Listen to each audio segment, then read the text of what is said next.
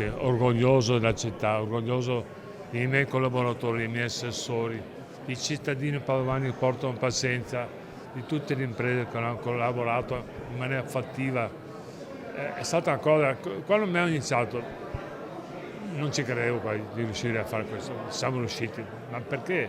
Una città che collabora, una città, Comune Urbano, Comune di Ligonza, questo è un modo di lavorare serio. È soddisfatto il sindaco di Padova Sergio Giordani. Con il 31 luglio sono stati centrati tutti i target PNRR per i progetti delle due linee del tram SIR 2 e SIR 3.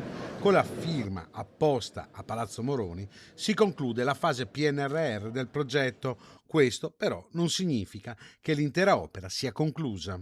È davvero importante poter dire di aver raggiunto questo obiettivo. Dobbiamo essere chiari, non significa che i cantieri sono finiti o che i lavori sono terminati, significa però che abbiamo raggiunto l'obiettivo PNRR e questo vuol dire che abbiamo ottenuto il finanziamento. Uso questo abbiamo perché è corretto dire che questo è stato un importante lavoro di squadra.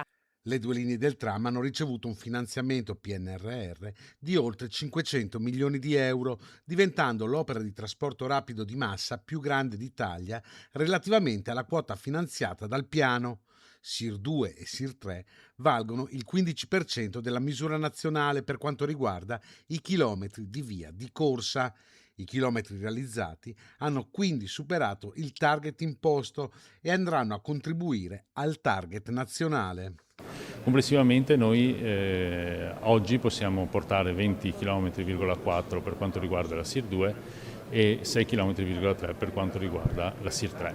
E è un risultato molto importante nel panorama italiano, proprio perché il numero di chilometri va all'interno di un contenitore unico che comprende tutte le opere e le infrastrutture che stanno realizzando in tutta Italia. Entro l'anno il SIR 3 dovrebbe entrare in funzione, mentre per il SIR 2 bisognerà aspettare il 2027.